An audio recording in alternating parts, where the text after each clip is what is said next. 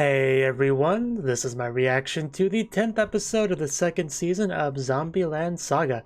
And last episode we had the end of the Yuki arc, so that was pretty cool to see. And I'm not quite sure what we're gonna get in this episode, so let's just jump on in and find out. 3, 2, 1, play.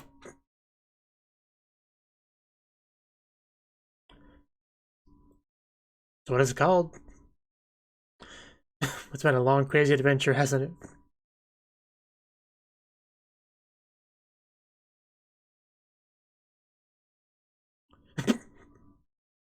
Oh yeah, the hula hooping.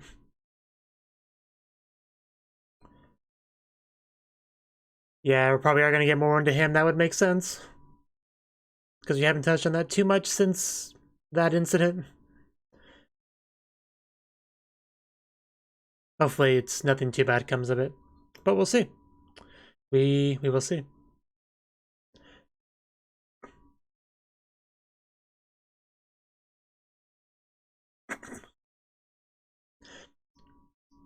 Just look at I's face, just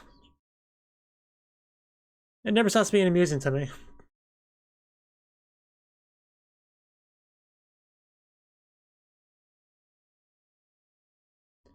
So I have started to kind of like miss the characters that aren't Yuki because they really haven't been too relevant the past couple episodes because you know they weren't really around in her backstory. Aside from the ancestors, and even then we only got like glimpses of here and there, not much at all. So be cool to see more of them now.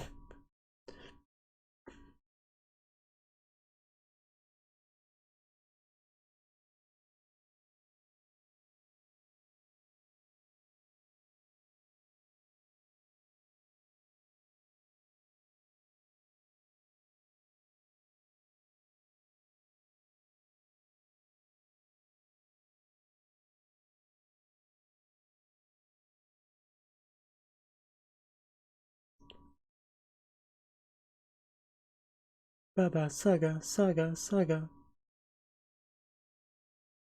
3 weeks after the Arpino concert.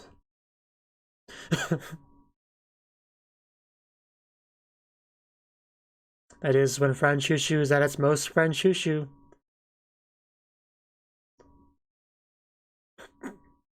Sakura not minding the hair consumption.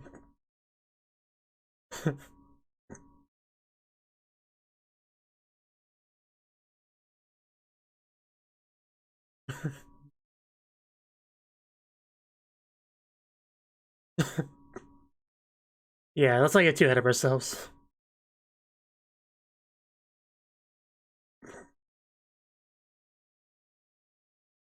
Oh.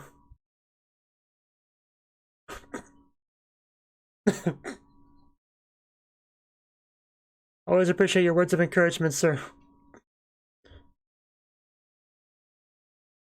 Uh. Oh, okay.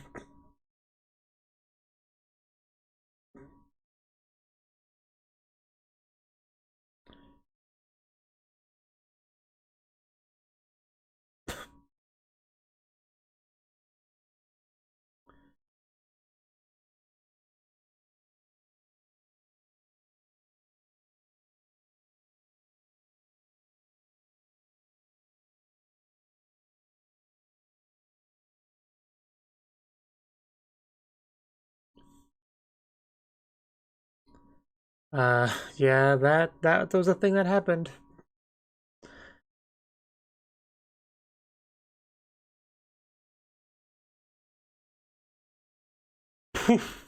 Yeah, it's a big number.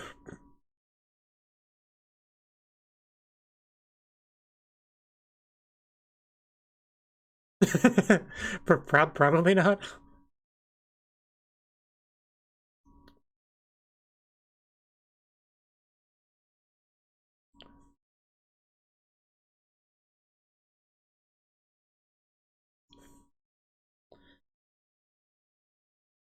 It might be the closest to a compliment he's given them.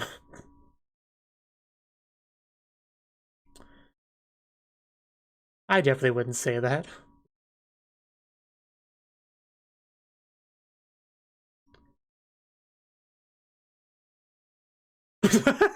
Wow. He probably was.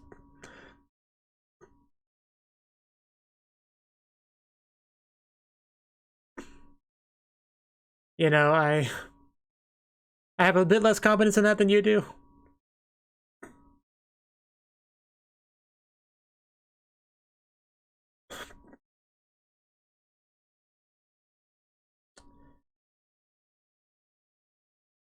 Glad we're aware of this. Ty just kind of taking a nap. Where Zombie Idol's realistic went out the window a while ago. That'd be nice, but...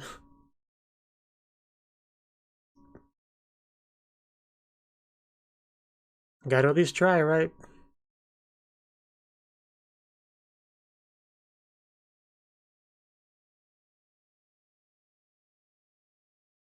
I can respect that.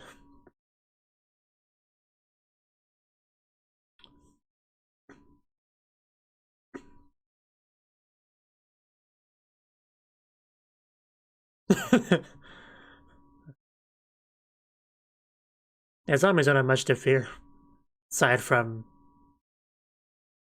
head destruction.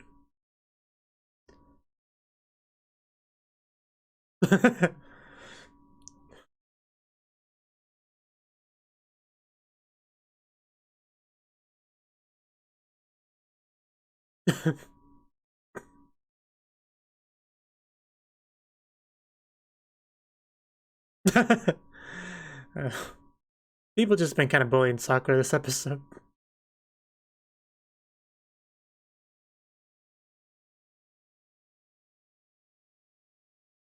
Can you not sleep?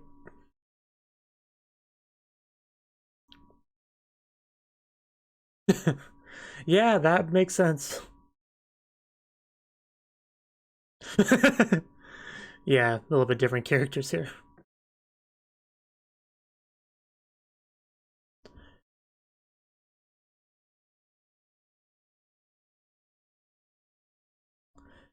I forgot about that scene.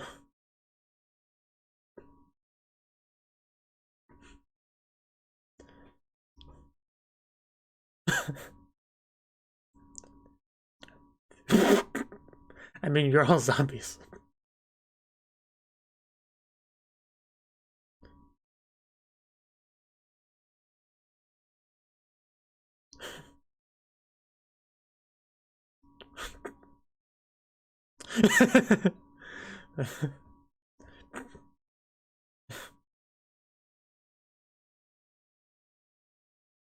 Are you enjoying yourself there, Kotaro?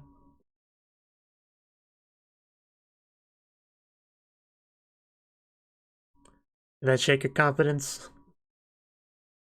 Your baseless confidence? The day before the show. I mean, yeah, they did say the 8th and 7th. It's how math works. But,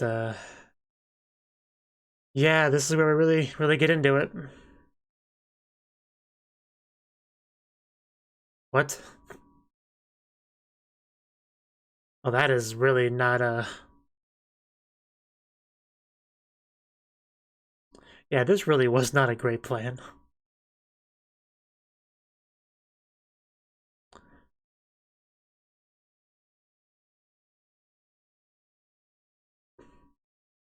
I mean, I want to, but you know, circumstances. There it is. That is our turnout. You know, this already was like brought up multiple times throughout this show as a sore point, and now they're actually showing it in complete and utter detail, and the pain is real, as I figured it would be. Man, this is just depressing. Yeah, that'd be something, wouldn't it?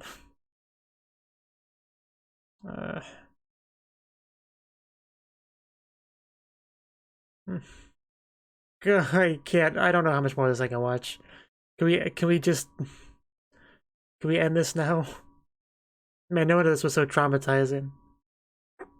I think it's best not to. I mean, this really is your fault.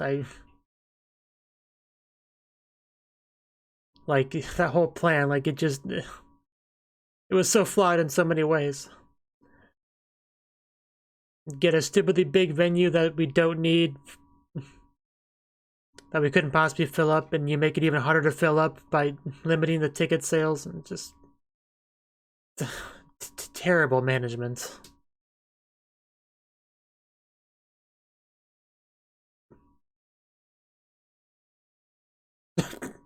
And that's how he deals with it.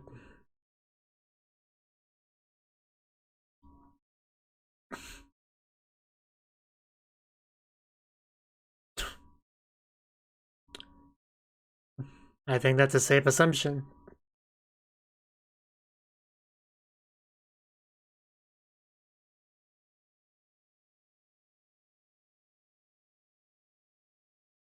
It's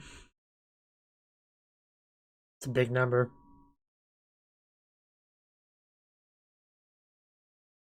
Like what, 200 grand in American dollars?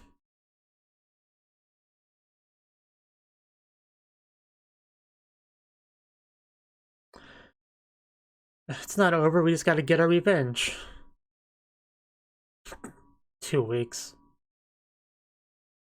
Here's, I mean, sure, zombies,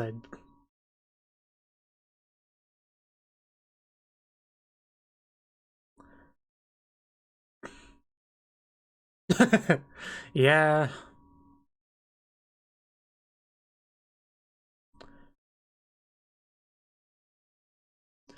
You get part-time jobs to make money and fix the debt problem.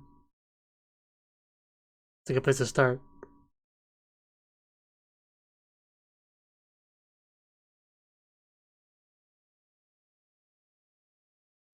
Debt has a way of doing that.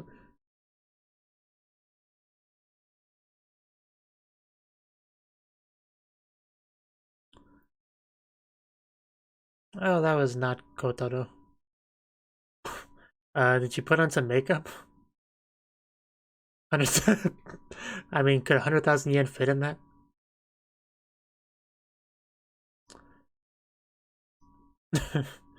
I mean, Tai doesn't seem like she's too down. You learn from her example.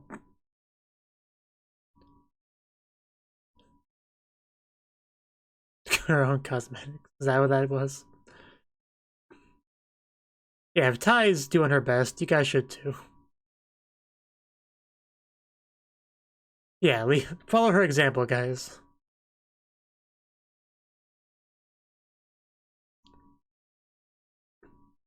Our time to be independent.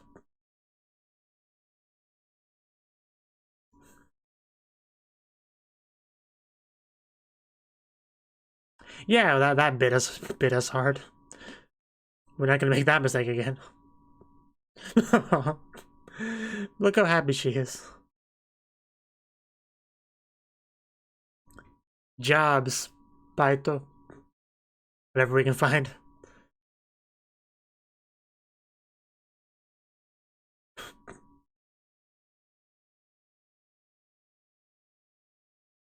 We really did learn a very valuable life lesson from this experience.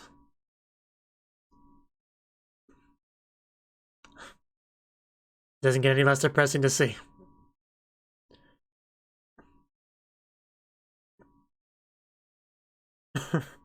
Yeah, we're not just regular zombies. We are idol zombies. I think I may have played a Flash game called that once, Idol Zombies. But...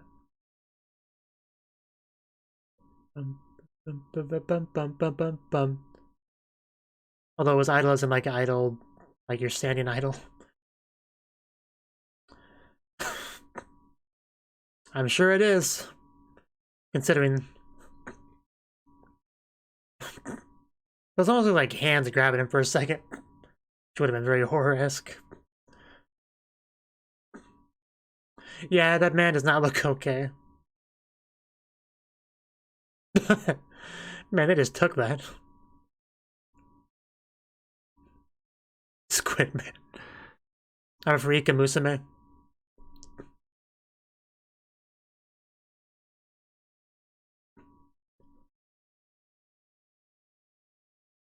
Inubashiri is a very interesting name.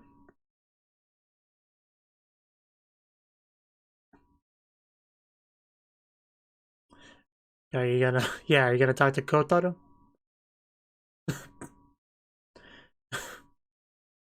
He's not drunk. Okay. Some backstory? Okay.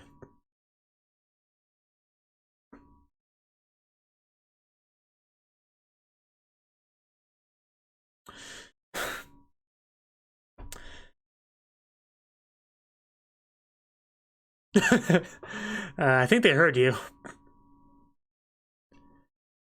I should hope not. If you made literally the exact same mistake twice, I had to fire you.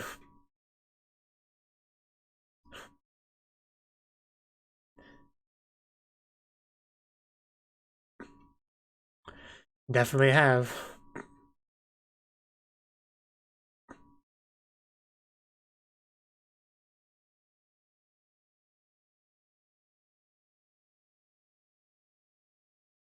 Man, it's great to see him so serious and gung-ho about this, and prepared and thinking things through.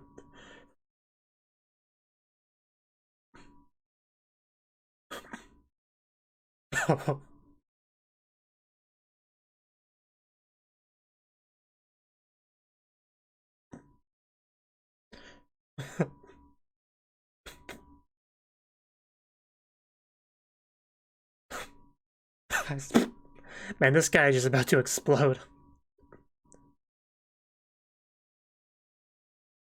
Resurrect zombies, resurrect Saga. Oh my god.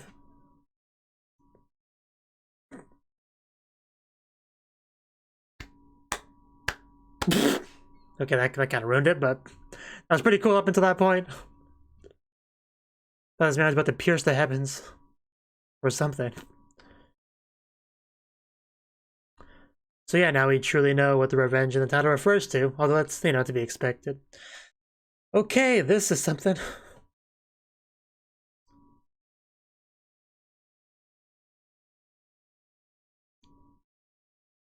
Yeah, that's what one word for it.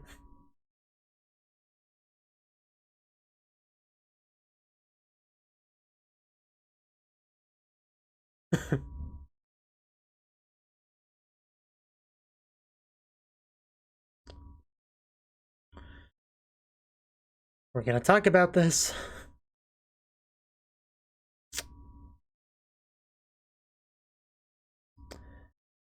I've never heard of any of these people.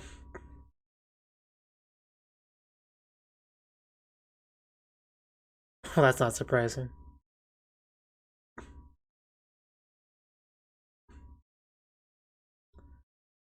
Idols?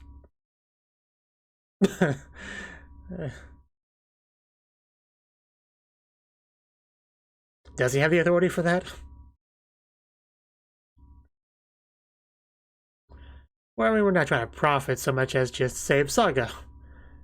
In fact, we got into some massive debt for a bit there.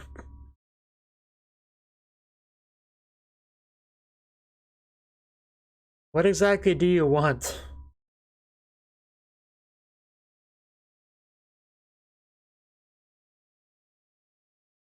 Revenge Live? Well, the idea is this will not be a disaster, and that what makes it revenge. Yeah, I don't think it's illegal to have a zombie idol group. Maybe. Hopefully. Well, nobody stands in the way of our revenge, so what the heck? What just fell? Where did it fall from? Why did it fall? That's the quickest I've ever had so many questions just enter my mind.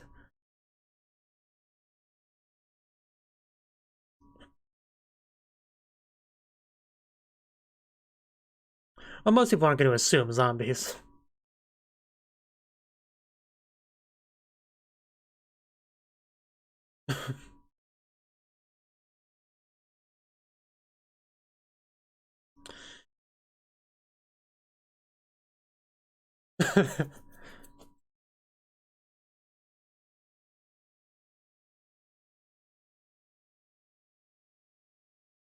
Good point.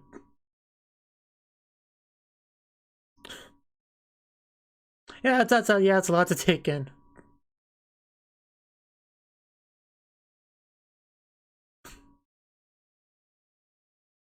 Prevent your prophecy.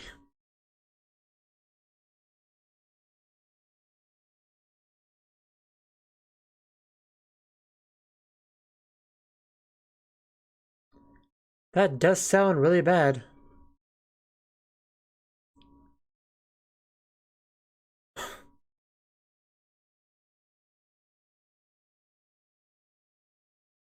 Killed by the curse.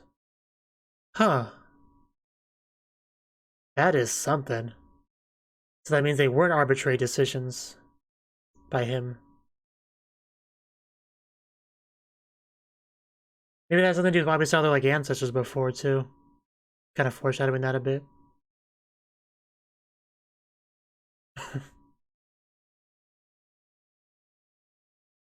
Yeah, wow, I feel like we just got a lot there. I kind of want to rewatch that scene later. There's a lot of info there.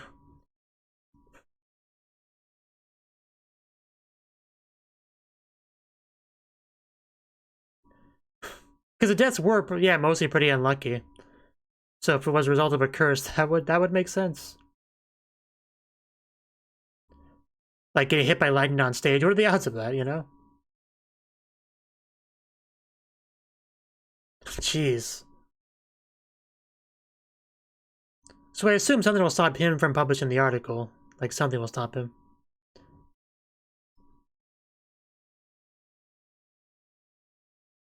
Dead on display. Like dead on arrival. I guess that's I guess that's what ended up stopping him. Is this the catastrophe? The saga catastrophe? Yeah, this sounds like pretty bad actually. It'll be very hard to do a concert in this weather for sure. Especially with Destroy Saga before we can have it. That's what we end off on. There's Saga ending right there. Just the storm of the century, it looks like.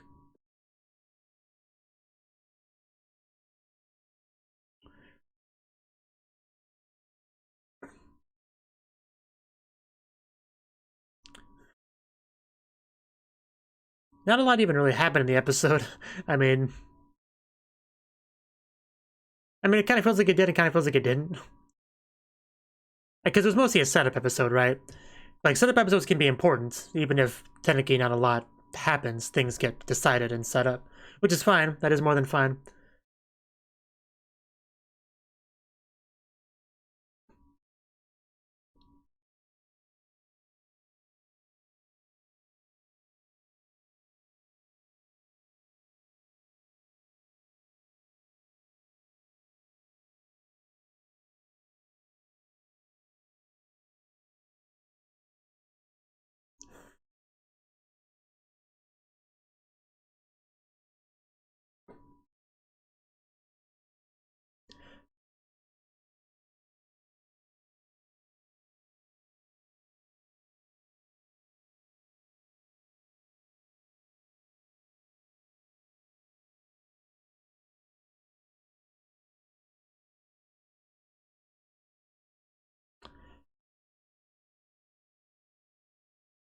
Okay.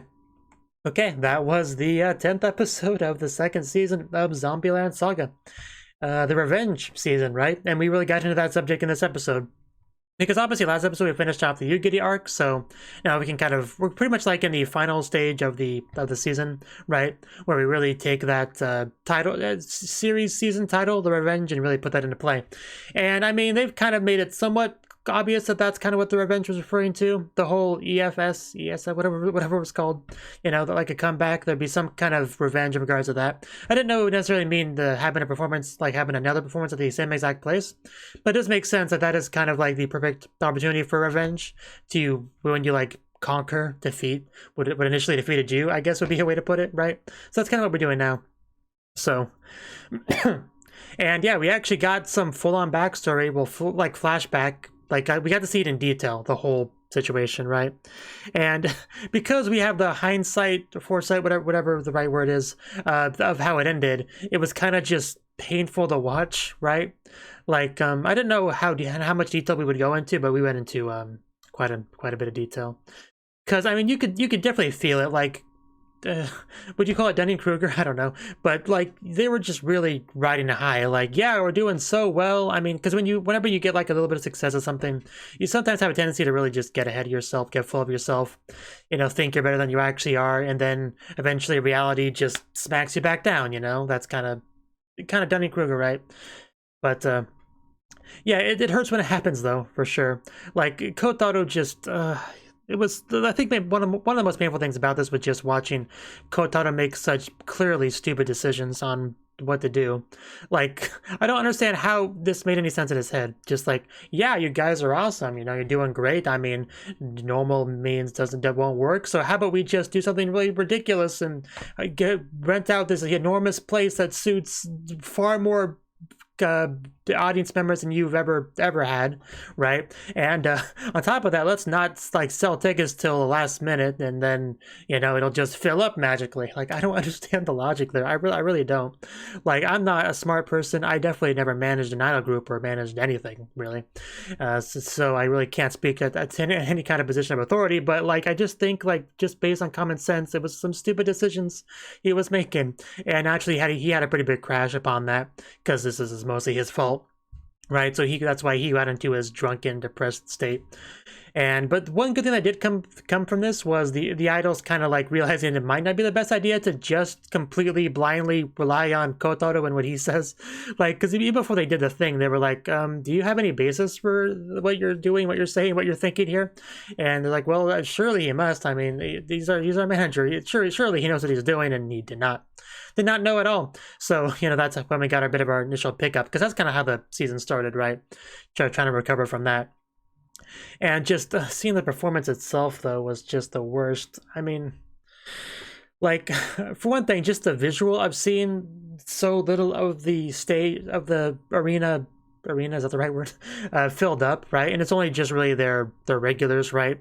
Their like, if they were like VTubers or whatever, they'd be the people that are always given multiple super chats every stream. Like, that tier of fan is like the only people that really showed up for their performance, right? So it wasn't a lot, and they still did the performance, because I mean, they still rented out the place. They still technically have some audience members. They have to do the performance, but like, obviously their mood is just shot. Whenever you're not in a good mood, doing any kind of entertaining kind of thing, generally audience members want to see you happy, excited, having a good time, and because it's usually infectious, and they also have a good time. That's kind of how it works, kind of a cycle, a positive cycle kind of thing. But like, when you show up on the stage and there's like barely anyone there, like, you can't really get too hyped. You're just kind of phoning it in at that point, and then the audience members like, well, we're here, like, we'll watch it. I mean, still fun shoo, it's cool, but it's like, nobody was truly satisfied with that. Not the people on stage, not the people in the audience. And they're like, the one scene was just when they were just like, should we ask for an encore? I don't know, that especially hurt for some reason. But yeah, it was just, nobody was that happy to be there. That was kind of the thing. I did like the later scene when they did have their like big old pickup, and they're like figuring things out. That Tai was like a fundamental part of it. She shows up with like her own makeup and a 100,000 yen jar or whatever, and that's what really got people up. And that's good, because that is kind of a good thing. That's a role that Tai's been pretty good at in the show, is kind of like being a bit of a force of positivity, right? Tai like never really brings everyone down. Like, she's never the one to say depressing things or think about giving up or talking about how much she hates being a zombie or hates being an idol or wants to quit. Like, Tai never says any like negative things, and whenever the mood is kind of low, she usually maintains her mood pretty well. So even if everyone else is kind of falling a bit down, they'll see Tai up here and they're like, you know what? Look at Tai, it's not that bad. Like, we can do this, guys. Let's do our best. And then they usually get pecked back up. So Tai always has been a pretty important role in that regard. She really is truly a valuable member of the group without question. So I enjoyed that scene. I mean, it also had a bit of a fun scene between like Saki, Ai, and Junko. I don't have much to say about that scene, but I did quite enjoy that, for sure. I did get a little bit confused about timeline stuff a little bit, like at one point, but I recovered, so it's fine. But yeah, eventually after Kotaro, like, all that, because him covered in squid happened before that. Like, it happened right before that, right? Because his clothes were still messed up. Because the first one I saw them covered with squid, I thought that was like back during the initial EFS concert. But so when we showed when we showed the later scene, I thought that was him, you know, like in that period. But no, he was talking about like a second EFS. That's why I got a little bit confused there. But it didn't last too long, so it's fine. The point was he was this time he's like really confident, but it's not baseless though. It's because he has seen how much improvement they've done, and how much they have, you know, gained an audience, affected Saga, improved as individuals, improved as a unit. Like now he has a bit more basis for confidence in them, in addition to actually doing like proper management stuff to like actually ensure that we get the biggest audience we can. Like he's actually really properly thinking things through, which is great to see. So hopefully our revenge concert ends up being pretty good. Unfortunately, we do have a couple things that are going against it. Like for one, our investigator man, he kind of shows up. A bit of a declaration of war. I don't know what you would call it, but he basically confronts Kotaro with about the zombies, right? He's like, you know, he reads off all the names, right? Sakura Minamoto, Saki Nikaido, Ai Mizuno, Junko Kono. A lot of their family names I actually didn't remember. Lily Hoshikawa, aka Masao Gosan, and Tai Yamada. Of course, he mentions Tai last. How dare he? But yeah, he basically points out that they all died, and the fact that they're still on stage performing, that would have piqued his curiosity a bit.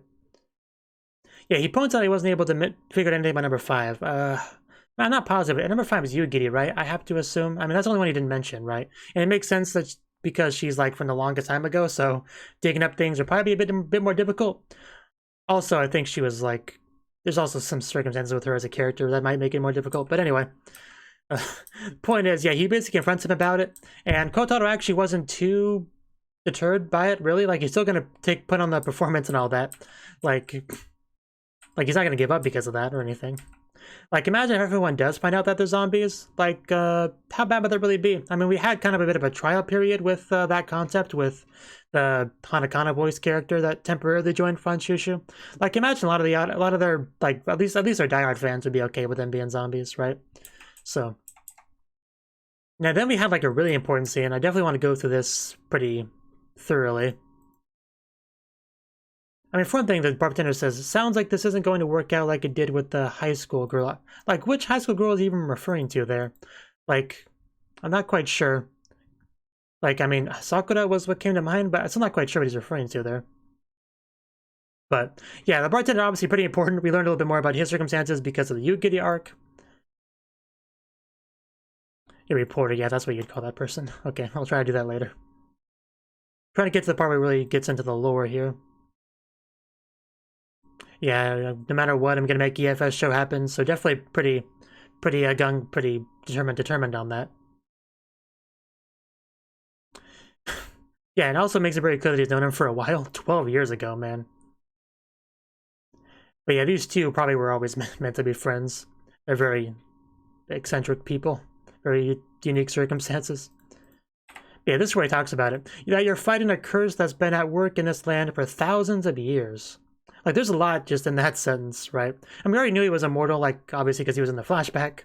But this was the first time I think we really heard about a curse, exactly. For thousands of years, no less. So that was really the biggest thing here. Yeah, and then you can revive the dead. That we knew about, because obviously, you know, we've had people revived, and Kotaro, you know, knows this guy, and Kotaro got them revived, so obviously that all connects. But we also... You got what you wanted, though. Yeah, not yet. Yeah, here we go. I still have to prevent your prophecy. That was also the first time I think we've heard a prophecy mentioned. So, like, the amount of lore they just kind of gave us here was kind of crazy. With the beginning of the Reiwa era, Saga will face a cataclysmic threat. I don't think we've even heard of a Reiwa era before. Yeah, a cataclysm wherein no one will think of Saga anymore. What does that even mean? Like, not even think of Saga anymore? Like, I mean, a cataclysm where Saga is literally destroyed, I get, but surely people would still remember it. But I don't know. Yeah, it will even vanish from their memories. Like, he's definitely specifies memories, so... I don't know if he's just being dramatic here or if there's some extra supernatural element to it, but I don't know. But very obviously reminiscent of the kind of the struggles we had during the Yuki arc. You know, kind of fighting for the sake of Saga. Yeah, shrinking population. That may have been mentioned at some point. Yeah, I need to create something people will never forget here in Saga, and that brings us to the French issue, right? Because if there's one thing that people would not forget, is the fact that you have zombie idols, you know, in your prefecture, right? But the thing is, nobody knows they're zombies, so if you want people to truly not forget it, you'd have to kind of like make that known. And in that sense, a reporter could be helpful, right? Because that is what would make the biggest impression, is that they actually knew they were zombies. So maybe that actually is part of the the end game plan. I don't know. Hard to know exactly what Kotaro was thinking sometimes. And this is another big piece of information. Taking girls who were killed by the curse who would have brought glory to Saga. That may be the most interesting line of this entire segment. I think it probably is. Because, I mean, we all saw the deaths, right? A car crash, lightning, beheading. I think Lily's was a heart attack. Do we even know how Tai died? I haven't really thought about that, but I don't think we even know how Tai died. I mean, we literally know nothing about Tai, so yeah, that'd be something to learn about. But yeah, basically, this really recontextualizes things, because for the longest time I was really wondering why he chose them. Like, there was some kind of potential backstory affiliation between him and Sakura that was kind of maybe implied, or maybe something I assumed, I don't know, something like that. So I thought maybe there was some connection there, but everyone else has just seemed kind of just random, right? Like random choices, because like none of them really had a real connection. I mean, some of them had some idol experience, like Junko and I, so I mean, maybe that could be chalked up to coincidence. But yeah, but Saki, that seems like a random choice. Like, who would think biker leader gang chick? It's perfect idol material. Like, usually that'd be kind of the opposite if you really think about it. So they just seem like such arbitrary choices, but they really were like very special, unique individuals that were destined to have a positive influence on Saga, and a curse that apparently just hates Saga killed them out to prevent that. Like, that really adds a lot to it. And then we have this man who's like also affected by the curse. That's why he's immortal or something. But he uses his zombie resurrection knowledge to fix them, to help go against the curse. This is actually kind of something kind of complicated now that I'm trying getting more into it. But I'll have time to process this later on. But yeah, basically, we got just a lot of answers here for sure. I mean, there's still some things that we don't know, especially in regards to Tai, but just wow, just so much there.